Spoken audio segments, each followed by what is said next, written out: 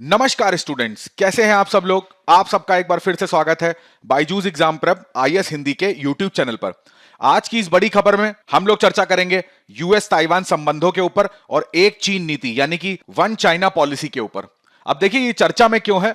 जैसा कि आपको पता है, हाल ही में अमेरिकी राष्ट्रपति जो बाइडेन ने अपने एक बयान में कहा कि यदि चाइना ने ताइवान पर अपने सैन्य बल का उपयोग किया या उन्होंने किसी भी प्रकार का आक्रमण किया तो हम लोग हर संभव सहायता करेंगे ताइवान को। यानी कि अगर हमें लगा कि हमें अपनी मिलिट्री भेजनी चाहिए, हमें अपनी सेना भेजनी चाहिए, तो ये वो भी करेंगे ताइवान के लिए चाइना के विरुद्ध। तो अब जब ये बयान इन्होंने दिया है तो यहां पर बात आ जाती है कि ये चाइना ताइवान के बारे में जो हम लोग चर्चा कर रहे हैं, तो इन दोनों का इशू क्या है, इन दोनों का क्या मुद्दा है। चाइना की जो वन चाइना पॉलिसी, जिसको एक चाइना एक चीन नीति भी कहते हैं, तो उसका मतलब क्या है। तो इसको एक बारी देख लेते हैं कि अगर थोड़ा सा मैं मानचित्र में आपको समझाऊं। जैसे मान लीजिए ये चाइना का मैप है, ठीक है, ये चाइना का मानचित्र है। तो चाइना के मानचित्र में आपने देखा होगा कि ताइवान, यहां पर आपको नीचे की तरफ आप देखोगे तो यहां पर आपको देखने को मिलेगा एक प्रदेश है हांगकांग। इसके नीचे अगर आप देखेंगे तो यहां पर एक राज्य देखने को मिलेगा, उसका नाम है मकाऊ। यहां पे आपको कहीं पे मिलेगा देखने को क्या, ये ताइवान है। आपको पता होना चाहिए ताइवान की जो राजधानी है वो क्या है, ताइपे है। ठीक है, ताइपे के ऊपर अगर आप देखेंगे तो यहीं पर जो कोरियन प्रायद्वीप है वो देखने को मिलेगा। तो ऊपर वाले को हम लोग क्या बोल देते हैं, नॉर्थ कोरिया। नीचे वाले को हम लोग बोल देते हैं साउथ कोरिया। यहां पर अगर देखिए ये पूरा ये क्या है, ये साउथ चाइना सी आ जाता है। ठीक है, जो दक्षिण चीन सागर है यहां पर साउथ चाइना सी है। यहां पर एक जल निकाय आता है, उसी को हम लोग बोल देते हैं क्या, येलो सी, पीला सागर। तो इस चीज को भी ध्यान रखिएगा। तो इस तरीके का ये चाइना है। अब देखिए चाइना की जो वन चाइना पॉलिसी है ना, ये क्या कहती है, तो बड़े ध्यान से और पूरा वीडियो देखिएगा। बहुत साधारण शब्दों में आपको बताऊंगा, कोई किताब कोई मैगजीन आपको देखने की जरूरत नहीं पड़ेगी। चाइना ये कहता है कि भाई जो पूरी पृथ्वी है उसमें केवल और केवल एक चाइना है, एक चीन है, और वो जो एक चीन है वो हम हैं। और हम कौन है, हम है पीपल रिपब्लिक ऑफ चाइना, यानी कि PRC, people Republic of China. बड़े ध्यान से समझिएगा, दुनिया में दूसरा और कोई चीन नहीं है। अच्छा, ये दूसरे चीन की बात कहां से आती है, जब बात आती है ताइवान की। ताइवान कहता है हम है रिपब्लिक ऑफ चाइना। ताइवान का जो आम भाषा में लोकप्रिय नाम है वो तो ताइवान है, परंतु यदि ताइवान का औपचारिक नाम की बात करें या इसके ऑफिशियल नाम की बात करें तो ताइवान का नाम है रिपब्लिक ऑफ चाइना। तो अब इसमें भी चाइना शब्द आ रहा है तो, और इसमें भी चाइना शब्द आ रहा है, तो दो में चाइना चाइना आ रहा है। इस वजह से चाइना ने अपनी वन चाइना पॉलिसी यानी कि एक चीन नीति निकाली और उसमें यह कहा कि चाइना दुनिया में केवल एक है और वो है पीआरसी। जो आरओसी है वो कोई चाइना नहीं है, वो हमारा ही एक प्रांत है। जैसे हमारे भारत होता है तो भारत में कई सारे राज्य होते हैं, उसी तरीके से जो ताइवान है वो भी किसका राज्य है, वो चाइना का राज्य है। और चाइना क्या है, चाइना का मतलब है पीपल रिपब्लिक ऑफ चाइना। ये है वन चाइना नीति। ठीक है, अब दुनिया में जो बहुत सारे देश हैं, यहां तक कि अगर मैं संयुक्त राष्ट्र की भी बात करूं तो वो भी किसको मान्यता देते हैं, पीपल रिपब्लिक ऑफ चाइना को, ना कि रिपब्लिक ऑफ चाइना को। तो ये दोनों में अंतर मेरे ख्याल से आपको स्पष्ट हो गया होगा। अब देखिए ये जो एक चाइना नीति है ना, इसका उद्भव क्या हुआ, इसका उद्गम था क्या। तो थोड़ा सा इतिहास में आपको संक्षिप्त तौर पे इसका इतिहास बता देता हूं। देखिए बात करी जाती है 1644 की। कुछ इंपॉर्टेंट जो घटनाक्रम है मैं वो आपको बताऊंगा और आपको ये तुरंत ही याद हो जाएगा।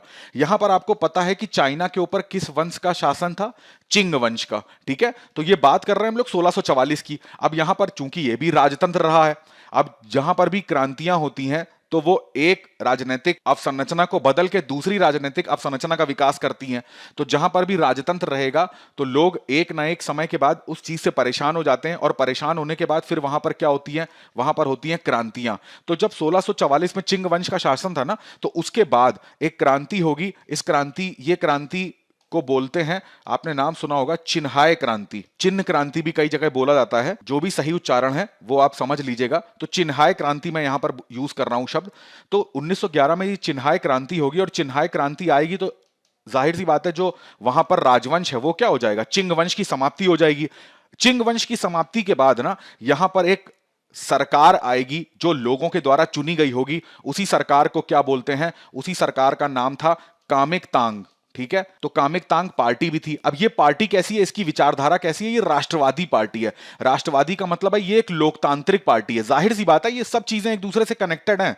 दिमाग लगा के इसको समझने की कोशिश करिए कि जहां पर राजतंत्र रहा है तो वहां पर राजतंत्र रहने के बाद होगा क्या, जब राजा रहेंगे, ठीक है, राजा यानी कि विधायिका, कार्यपालिका, न्यायपालिका, ये सब जो तीनों शासन के अंग होते हैं वो एक ही शक्ति के अंदर केंद्रित होंगे। जब एक ही शक्ति के अंदर केंद्रित होंगे तो उसके बाद जब सत्ता परिवर्तन होगा और जब लोग अपने हाथ में सरकार लेंगे, वहां पर कौन सी प्रणाली का जन्म होगा, लोकतांत्रिक प्रणाली का। तो कॉमिंगतांग जो पार्टी है वो किस टाइप की पार्टी है, लोकतांत्रिक पार्टी है। इस चीज को ध्यान रखिएगा। अब ये क्या होता है, ये लोग अपना यहां पर शासन चलता रहता है, यहां पर लोगों के द्वारा चुनी सरकार जो है, ये पार्टी जो है, इसी में से एक व्यक्ति आएगा और वो पूरे चाइना का नेतृत्व कर रहा है। अब वर्ष आता है 1949, बहुत ही महत्वपूर्ण वर्ष। 1949 में यहां पर होता है चाइना में, हमको पता है, गृह युद्ध। गृह युद्ध क्यों होगा, देखिए यहां पर इस समय एक दूसरी पार्टी का जन्म होता है जिसी को हम लोग जानते हैं कम्युनिस्ट पार्टी के नाम से। अब इस कम्युनिस्ट पार्टी के जो नेता हैं इस टाइम के फेमस, वो क्या हैं, माओ जिदोंग। ठीक है, माओ जिदोंग जो है वो यहाँ के सबसे फेमस नेता हैं, सबसे मुख्य नेता हैं। अब देखिए ये है कम्युनिस्ट पार्टी, तो जो कम्युनिस्ट होते हैं वो कम्युनिस्ट विचारधारा को सपोर्ट करेंगे, है ना, जो ये लोकतांत्रिक विचारधारा को कभी पसंद नहीं करेंगे। अब लोकतांत्रिक विचारधारा है तो जाहिर सी बात है चाइना का संबंध किसके साथ होगा, संयुक्त राज्य अमेरिका के साथ। तो उस समय संयुक्त राज्य अमेरिका जो था वो कॉमिंगतांग पार्टी को सपोर्ट करता था। तो अभी कम्युनिस्ट पार्टी की बात कर रहे हैं तो यहां पर जैसे इसमें कई सारी चीजें आपको देखने को मिलेंगी। जो समाजवादी विचारधारा है उसके भी कई गुण यहां पर देखने को मिलेंगे। अब चूंकि समाजवादी विचारधारा और पूंजीवादी विचारधारा दोनों एकदम एक दूसरे के विरोधी विचारधाराएं हैं, तो वहीं जब दो पार्टियां जन्म ले लेंगी और दोनों की विचारधाराएं अलग अलग होंगी, यानी कि कम्युनिस्ट पार्टी जो है सपोर्ट करेगी किस विचारधारा को, कम्युनिस्ट विचारधारा को, और कामिंगतांग पार्टी जो है वो राष्ट्रवादी विचारधारा यानी लोकतांत्रिक विचारधारा को सपोर्ट करेगी, तो दोनों के बीच में विरोध होना स्वाभाविक है। ये जो विद्रोह है, अब यही विद्रोह जो है वो किसमें परिवर्तित हो जाएगा, गृह युद्ध में परिवर्तित हो जाएगा। गृह युद्ध में जब परिवर्तित होगा तो जो कामिंगतुंग पार्टी है, इस पार्टी की यहां पर हार हो जाएगी। और ये पार्टी, अब इस पार्टी के नेता कौन है इस टाइम पे, इनका नाम है, याद रखिएगा, चियांग काई शेक। अब ये चियांग काई शेक जो है, जब कामिंगतांग पार्टी की हार हो जाएगी गृह युद्ध में, बड़े ध्यान से समझिएगा, उसके बाद ये क्या करेंगे, ये जो ये चाइना है इसको छोड़ के चले जाएंगे। और कहां चले जाएंगे, ताइवान में। ताइवान में जाके अपनी पार्टी का नाम क्या रख लेंगे, रिपब्लिक ऑफ चाइना। ठीक है, रिपब्लिक ऑफ चाइना के नाम से अपनी पार्टी बना लेंगे, यही कामिंगतांग पार्टी है। और वहां जो पार्टी रह जाएगी चाइना में, यानी कि पीपल रिपब्लिक ऑफ चाइना में जो पार्टी रह जाएगी वो माओ जेदांग की पार्टी होगी। और उसी को क्या बोल रहे हैं, उसी को बोल रहे हैं पीपल रिपब्लिक ऑफ चाइना। तो ये समझ में आ गया। मैंने आपको बताया 1644 में, मैं फिर से आपको एक बारी समरी इसकी बता देता हूं, कभी नहीं भूलेंगे आप। 1644 में यहां पर चिंग वंश का शासन था। दूसरी महत्वपूर्ण घटना आती है 1911 में, जब चिन्हाई क्रांति होती है। यहां पर चिन्हाई क्रांति में इस वंश को खत्म करके यहां पर जो पार्टी आएगी वो कौन सी है, वो है कामिंगतांग पार्टी। ठीक है, अब 1949 आएगा तो ऊपर वाली पार्टी खत्म हो जाएगी। अब कौन सी पार्टी यहां पर आएगी, कम्युनिस्ट पार्टी। और ये वाली जो पार्टी है ये कहां चली जाएगी, ये ताइवान चली जाएगी और नया अपना पार्टी बनाएगी जिसको बोलते हैं रिपब्लिक ऑफ चाइना। और जो कम्युनिस्ट पार्टी माओ जेदांग की, इसी को हम लोग क्या बोलेंगे, पीपुल्स रिपब्लिक ऑफ चाइना। ठीक है, तो ये देखिए, ये रहा है वन चाइना पॉलिसी, यानी कि एक चीन नीति का उद्भव। इस तरीके से एक चीन नीति आएगी। जो दूसरा वाला चाइना है ये कोई चाइना नहीं है, पूरी पृथ्वी पर केवल एक ही चाइना है। तो इस चीज को ध्यान रखिएगा। अब देखिए, एक चाइना नीति की बात करेंगे तो इस पे अमेरिका का दृष्टिकोण क्या है, अमेरिका का रुख क्या है। ठीक है, देखिए 1949 से पहले अगर बात करें ना तो वहां पर क्या है, कॉमिंगतांग पार्टी है, कॉमिंगतांग पार्टी है। तो आज की कॉमिंगतांग पार्टी यानी कि ताइवान है। तो 1949 में जो संयुक्त राज्य अमेरिका था वो किसको सपोर्ट कर रहा था, अगर बात करी जाए आज के ताइवान को सपोर्ट कर रहा था। ठीक है, परंतु जैसे 1949 में वहां पर पीपुल रिपब्लिक ऑफ चाइना आ जाएगा ना, तो अमेरिका का इससे संबंध विच्छेद हो जाएगा। क्यों हो जाएगा, अमेरिका कैसा है, ये पूंजीवादी विचारधारा की बात करेगा, लोकतंत्र मूल्यों की बात करेगा, लोकतांत्रिक मूल्यों की बात करेगा। मगर पीपुल रिपब्लिक ऑफ चाइना है, ये कम्युनिस्ट पार्टी है, दोनों ही एक दूसरे के अपोजिट हैं। ठीक है, तो इनका जो संबंध है वो 1949 में चाइना के साथ खत्म हो जाएगा। अब यहां पर बात आती है 1971 की। तो 1971 के बाद ऐसी कुछ घटनाएं हुई कि जो संयुक्त राज्य अमेरिका था उसका पीआरसी के साथ यानी कि पीपल रिपब्लिक ऑफ चाइना के साथ जो था वो संबंध इनके अच्छे होने लग गए। अब ऐसा हुआ क्या, तो उसमें सबसे महत्वपूर्ण घटना आती है पिंग पोंग कूटनीति। पिंग पोंग कूटनीति का मतलब क्या है, आपको पता होना चाहिए। 1971 में जो विश्व table tennis championship, ping pong किसको बोलते हैं, टेबल टेनिस के गेम को बोलते हैं।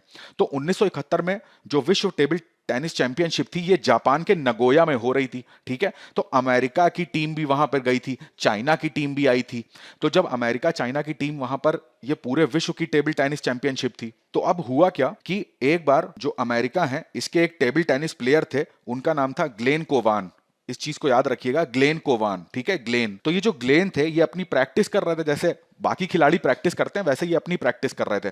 प्रैक्टिस जब इनकी खत्म हो गई ना, ये अपना जहां पर इनके सारे खिलाड़ी रहते थे, तो जहां पर ये प्रैक्टिस करते थे, तो वहां से और अपने जहां पर इनका सेंटर था अमेरिका का, तो वहां तक जाने के लिए इनके पास बस आती थी। जब इनकी प्रैक्टिस चल रही थी तो प्रैक्टिस में ये काफी ज्यादा मशगूल हो गए, उनकी जो बस थी वो छूट गई। तो जब इनकी बस छूट गई तो अभी अपने सेंटर तक जाएंगे कैसे, तो चाइना के एक खिलाड़ी हैं जिनका नाम है जुआंग जोडांग, ठीक है, ये चाइना के हैं। देखो चाइना में क्या लिखा हुआ है, पीआरसी लिखा हुआ है। तो जब भी मैं चाइना बोलूंगा आप समझ जाइएगा मैं पीआरसी की बात कर रहा हूं, ठीक है। तो चाइना के खिलाड़ी थे जुआंग जोडांग, इनकी जो बस थी, तो इन्होंने ग्लेन से कहा कि भाई आप आ जाइए, मैं आपको आपके सेंटर तक छोड़ देता हूं। परंतु उस समय क्या था, मैंने आपको बताया 1949 से जो अमेरिका था उसके चाइना के साथ संबंध जो थे वो अच्छे नहीं थे, वो खत्म कर लिए थे संबंध। तो जब इन्होंने संबंध खत्म कर लिए थे तो इनके नागरिक भी अमेरिकी को ज्यादा पसंद नहीं करते थे। परंतु यहां पर जुआंग जोडांग ने एक स्पोर्ट्समैनशिप दिखाई, एक खिलाड़ी भावना दिखाई और ग्लेन को बोला कि आप आ जाइए, मैं आपको अपनी बस से आपके सेंटर तक छोड़ देता हूं। तो इसी घटना को बोलते हैं पिंग पोंग। अब क्या हुआ, जब इन्होंने इनको छोड़ा तो जैसे ही ये इनकी बस से उतरे तो वहां पर जो मीडिया था, जो पत्रकार थे, उन्होंने ये जो फोटो खींची, फिर ये अंतरराष्ट्रीय मीडिया में छपना स्टार्ट हो गई। तो उस टाइम पे अमेरिकी राष्ट्रपति रिचर्ड निक्सन को भी ये फोटो देखने को मिली। जो माओ जिदांग थे उन्होंने भी ये फोटो देखी। तो माओ जिदांग, जब दोनों इतना अंतरराष्ट्रीय स्तर पे इस फोटो की चर्चा हो रही थी, तब जाके माओ जिदांग ने इनको न्योता भेजा और रिचर्ड निक्सन ने इस आमंत्रण को स्वीकार करा। तब जाके अमेरिका और चाइना के जो संबंध थे वो अच्छे हुए। वापस से अमेरिका ने जो पीआरसी था इसको समर्थन दिया। अब यहां पर बात हो रही थी कि एक चीन नीति पर अमेरिका का दृष्टिकोण क्या है, तो जान लीजिए एक चीन नीति पर अमेरिका का दृष्टिकोण यह है, चाइना को सपोर्ट करता है। चाइना का मतलब है कि जो चाइना की वन चाइना पॉलिसी है इसको ये एक्सेप्ट करते हैं। अमेरिकी ताइवान संबंधों की बात कर लें तो देखिए ताइवान का अपने पड़ोसी देशों के साथ, पड़ोसी देशों की बात करेंगे तो कोरिया की बात कर लें या जापान की बात कर लें, तो सबके साथ इनके आर्थिक संबंध, व्यापारिक संबंध बहुत ही अच्छे रहे हैं। अब 1949 में जिस तरीके से कॉमिंगतांग पार्टी की हार होती है, तो कॉमिंगतांग पार्टी की हार होने के बाद जाहिर सी बात है अमेरिका का चाइना के साथ, यानी कि चाइना की बात करें तो पीपल रिपब्लिक ऑफ चाइना के साथ संबंध विच्छेद हो जाएगा। परंतु 1972 के आसपास इनका संबंध वापस से अच्छा हुआ। राष्ट्रपति निक्सन की यात्रा हुई वहां पे। इस समय के बाद से जो अमेरिका था उसने भी वन चाइना पॉलिसी को समर्थन देना स्टार्ट कर दिया, यानी कि वो अब चाइना किसको मानने लगे, पीपल रिपब्लिक ऑफ चाइना को चाइना मानने लगे। परंतु जो रिपब्लिक ऑफ चाइना यानी कि ताइवान है, इसके साथ अमेरिका ने अपने संबंध खत्म नहीं करे। हालांकि औपचारिक तौर पर इसको चाइना नहीं मानता था, परंतु इसके साथ यह हुआ कि जो भी आर्थिक संबंध हैं, व्यापारिक संबंध, यहां तक कि हथियारों की देने की बात हो या सैन्य संबंधों की बात हो, तो ये सारे विषयों पर अमेरिका ने ताइवान के साथ अपने संबंधों को हमेशा से बनाए रखा।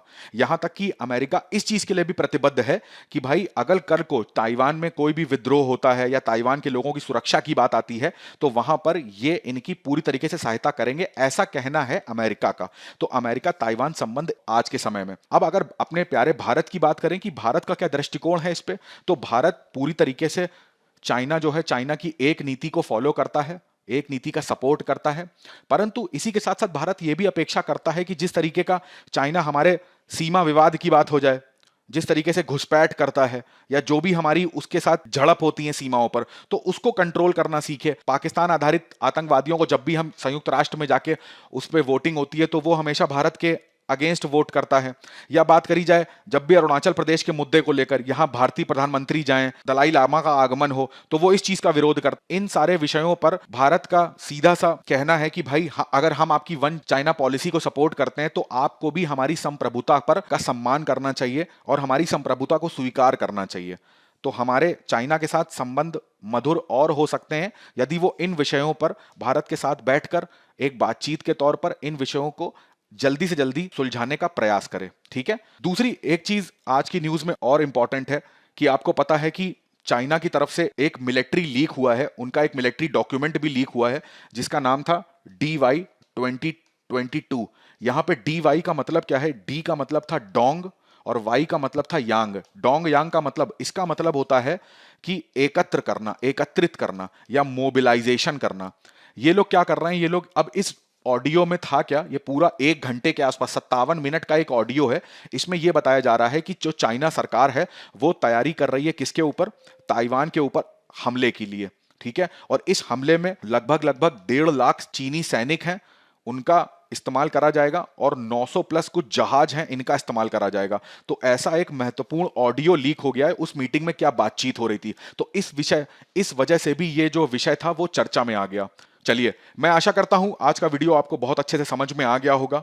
अगर वीडियो अच्छा लगा है तो प्लीज इसको लाइक करिएगा, चैनल को सब्सक्राइब करिएगा और अपने मित्रों के साथ शेयर करिएगा। मिलते हैं अगले सत्र में एक नई खबर के साथ। तब तक के लिए आप स्वस्थ रहिए, अपनी पढ़ाई करते रहिए, अपने परिवार वालों का ध्यान रखिए। बहुत बहुत धन्यवाद।